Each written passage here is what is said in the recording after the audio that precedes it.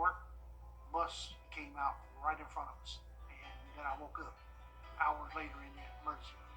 I was worried about the health and well-being of my wife. My son contacted Austin Jackson.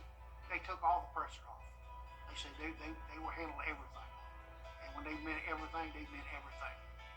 I would recommend Austin Jackson Law Firm because they relieve you from all the pressure.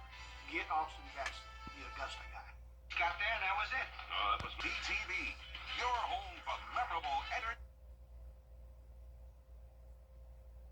It was very warm today, and it will be warm all week long with finally some much-needed rain. We will see rain chances pretty much every day, along with the possibility of some storms. I'll break down all the details coming up. Now at 10, brawls at the Columbia County Fair. What authorities are doing to keep the fair safe. We'll have those details as your news at 10 starts now. Live from Television Park, this is WJBF, News Channel 6 at 10 on MeTV. Good evening, I'm Isabella Moody. Thank you for joining us. Coverage you can count on begins with this weekend. The Columbia County Spring Fair saw its fair share of fights involving children. There's been social media chatter about people saying they saw a gun or heard gunshots. I was able to talk with the Columbia County Sheriff's Department about what happened.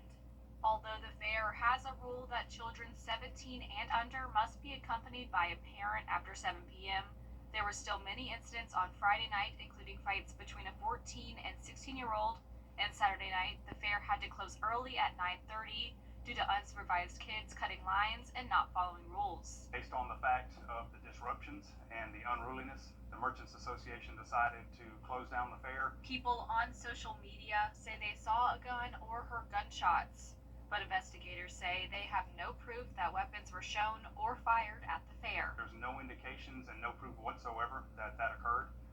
It was a social media myth that ran rampant, but our officers that were there were obviously eyewitnesses to the entire incident and to the unruliness, and they said that there were no shots that were fired. One attendee was there with her family.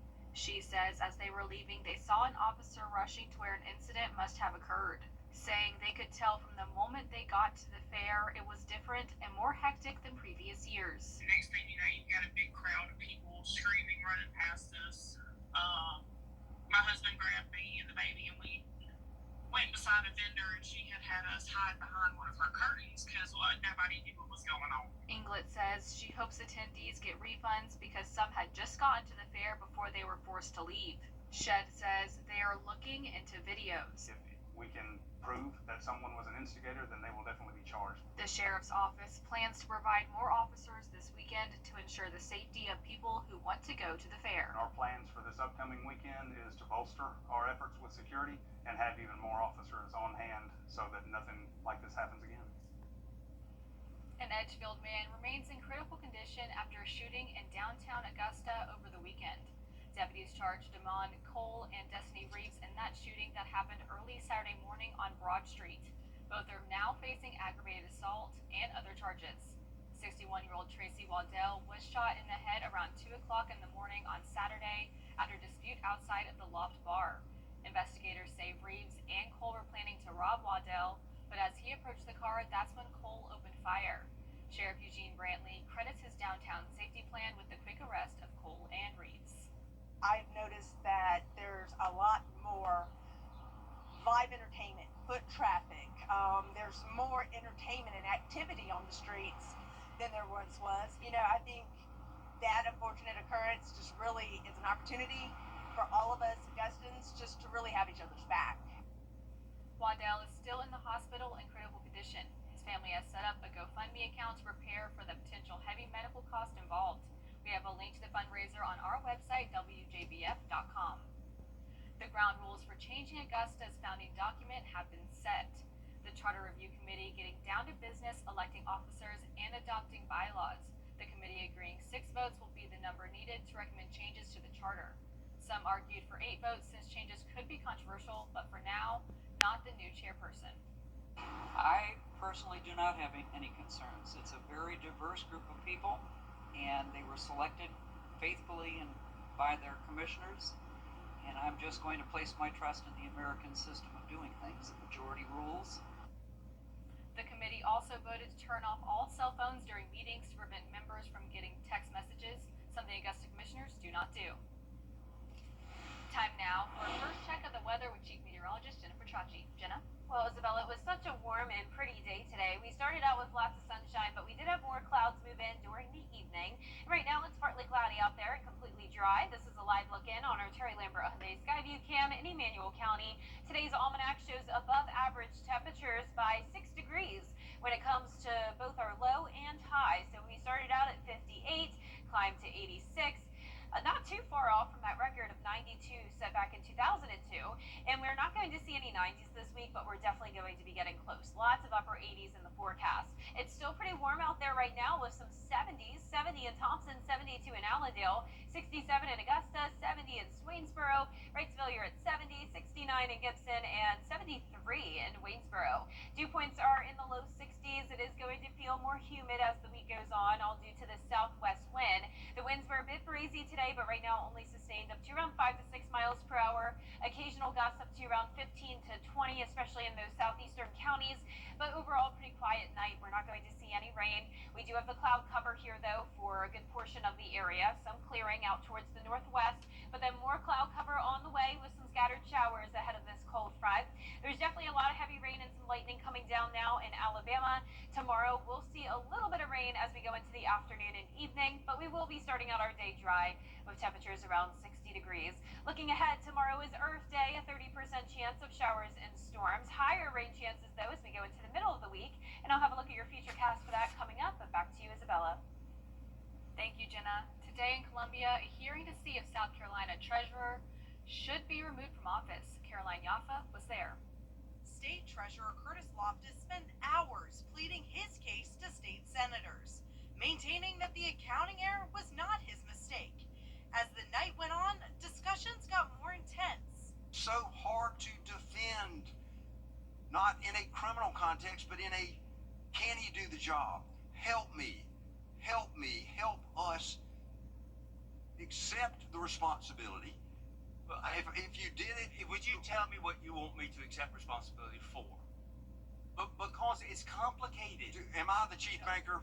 Accept this. Am I the chief banker or are you? I'm not the chief accountant. Senators started off swinging in the opening arguments with over 15 exhibits. Senator Stephen Goldfinch says these exhibits are evidence that the state's accounts are not safe under Loftus's leadership.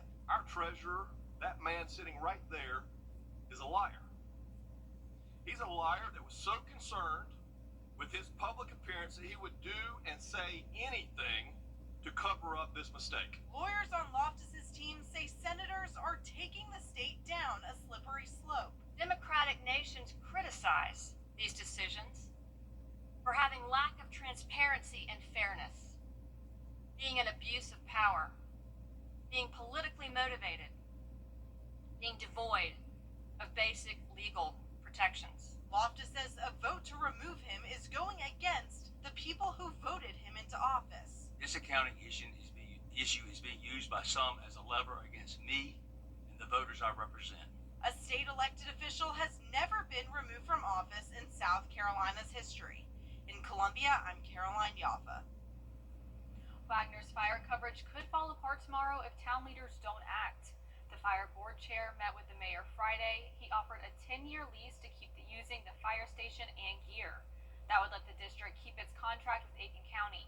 The board held an emergency meeting today, hoping to ask the mayor and council to work out a deal. The mayor was not present at the meeting. According to the district president, someone called him before the meeting. The mayor will meet the president one-on-one tomorrow.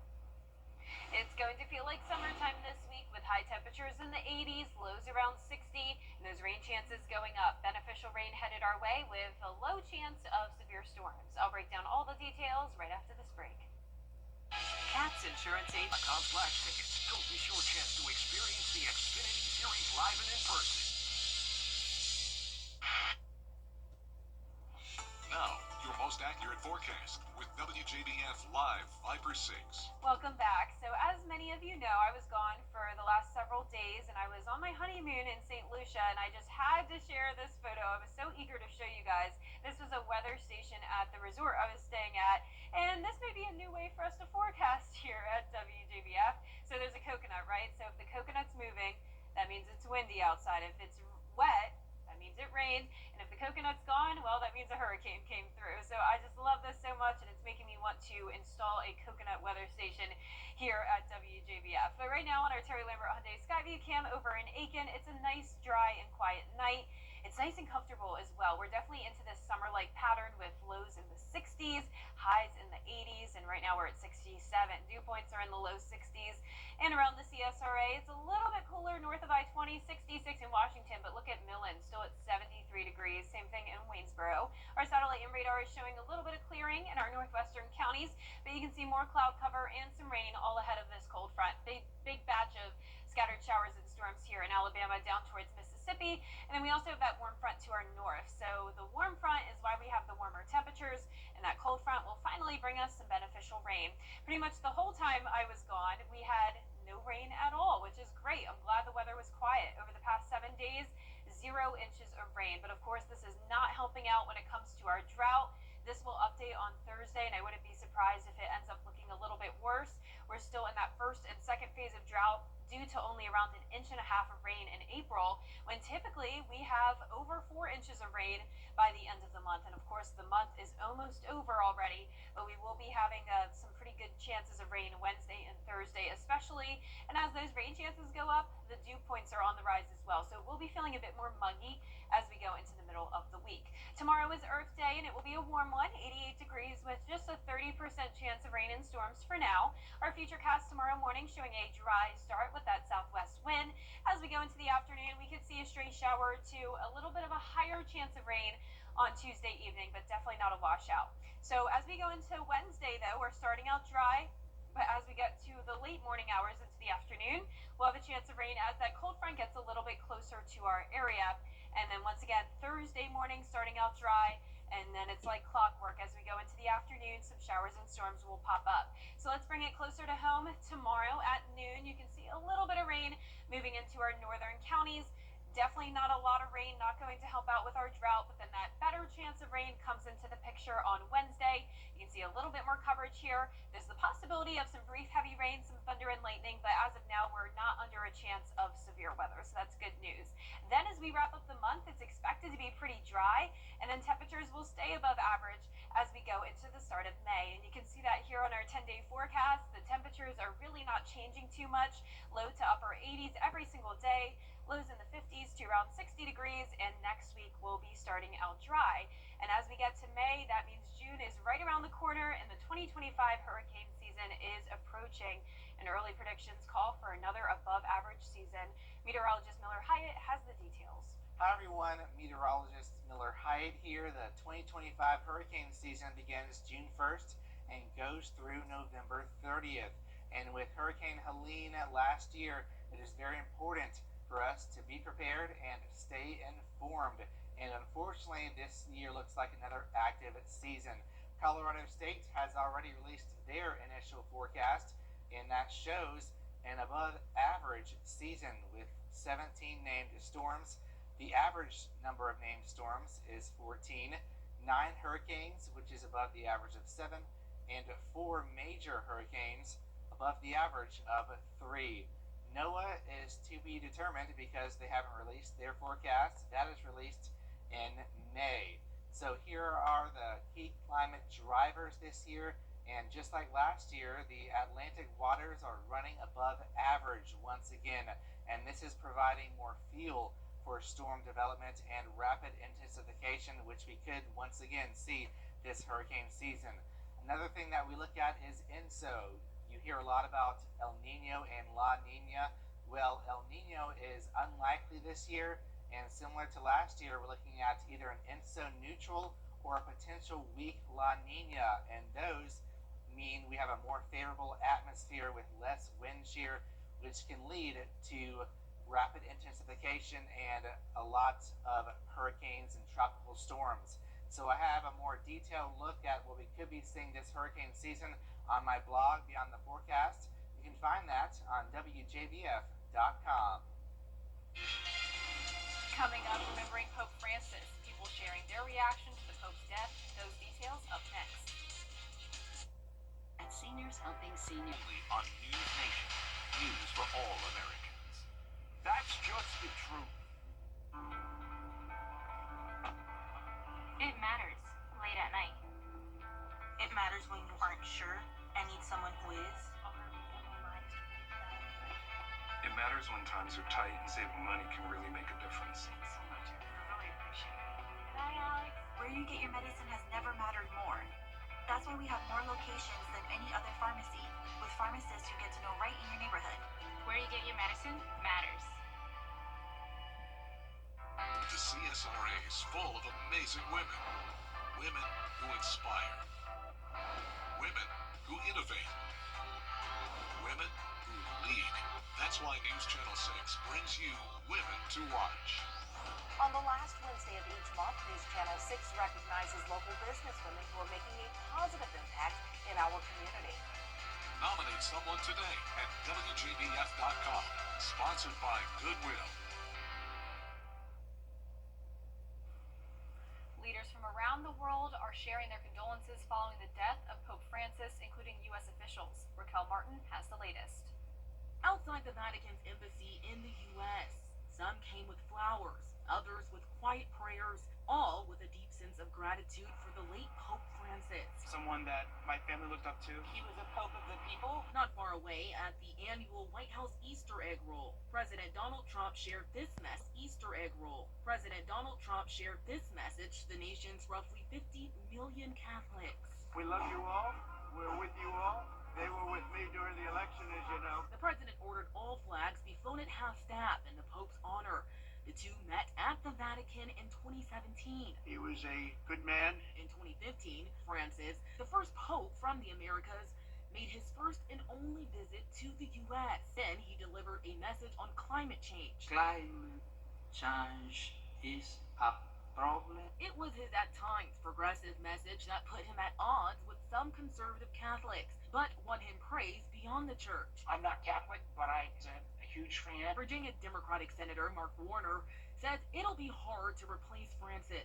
His sense of inclusion, his willingness to speak to social justice challenges brought a lot of young people back into the church. New York Republican Congressman Mike Lawler, a Catholic, agrees. He certainly will be a consequential figure in the history of the church. Vice President J.D. Vance met with Francis Easter Sunday at the Vatican. On Twitter, he shared a photo of what is now one of the Pope's final moments, writing, "May God rest his soul." Meanwhile, the Pope's death is also being felt in the Catholic community and the CSRA. On Sunday, the Pope gave his final blessings at the end of Easter Mass, addressing the people of Vatican City and St. Peter's Square. Something many didn't think would be possible just a month ago when the Pope was released from a 5-week stay in the hospital after battling double pneumonia and bacterial infections. Members within the Catholic community shared their sentiments. We're praying for him, and we will for the next 9 days. That's what Catholics do. We were also praying for 2 parishioners that died. One died on Good Friday and the other on Easter Sunday. So it was very emotional to be remembering 3 people that we had a special relationship with, but especially the Pope. The Church of the Most Holy Trinity will hold a Mass tomorrow afternoon at 12:15 honoring Pope Francis. Coming up, Grovetown Tennis hosted Hillgrove for the first round of the state tournament. Hear what the coaches have to say about the team's work ethic and sports.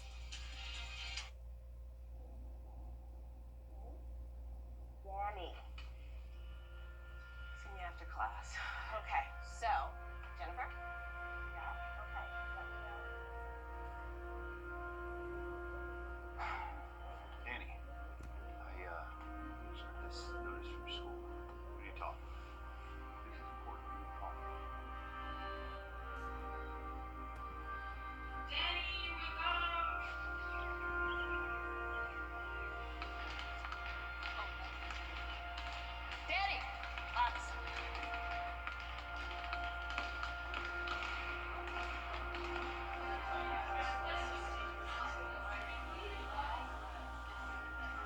Danny!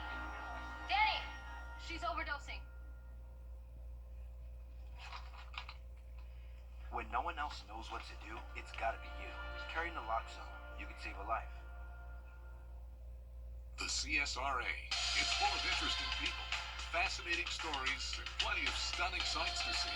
Join Brendan Dawson as he hits the road, experiencing the fun adventures and wonderful people of the place we call home. These are your towns, your stories, and we assure you it's worth the drive. No matter the mode of transportation, come along for the ride. Your hometown road trip. Wednesdays at 12:30 on WJBF News Channel 6. Black Excellence. Now, WJBF sports coverage you can count on.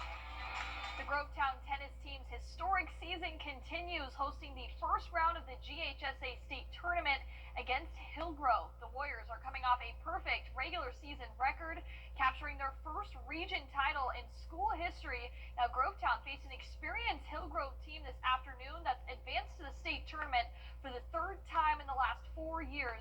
The Grovetown boys won the match 3-2, advancing to the Sweet 16 of the 6A state playoffs. Now, all three of Grovetown's coaches are proud of their resilient efforts and coachability on and off the court. So easy to coach someone and really, individuals really want to win.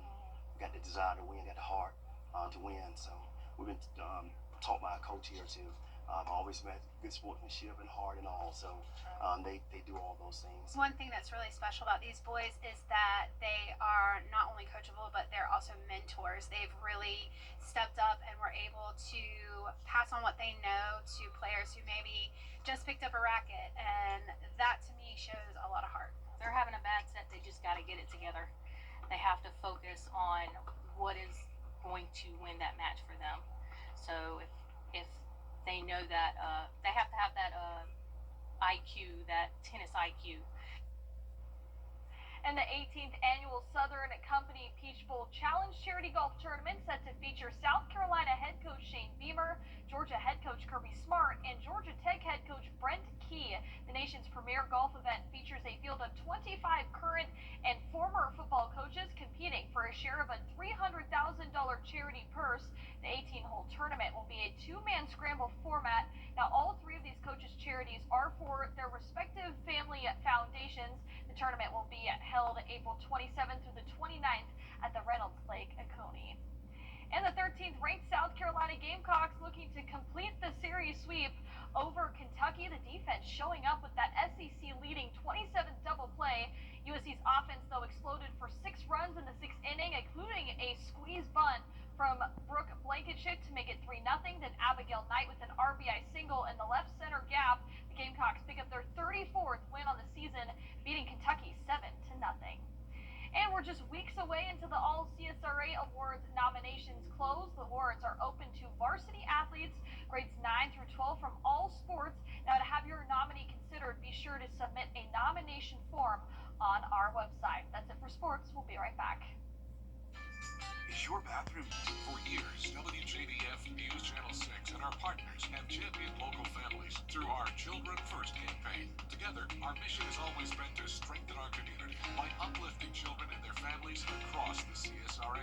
Count on News Channel 6 as we make a difference in the lives of local children. To learn more, visit WJBF.com/Children First. WJBF News Channel 6's Children First initiative is sponsored by Bridgestone and my Costello Law Firm.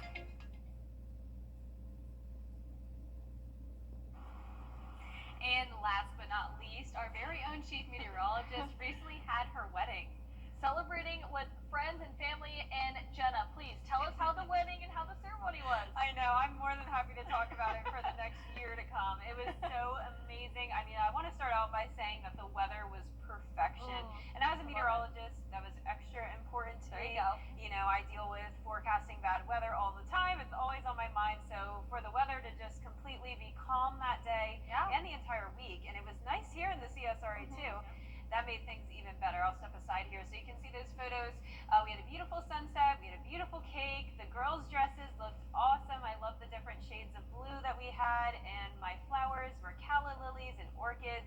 So it was a nice mix of tropical, and we were by the water, and it was just amazing. Alex and I had a great time celebrating with our friends and family members.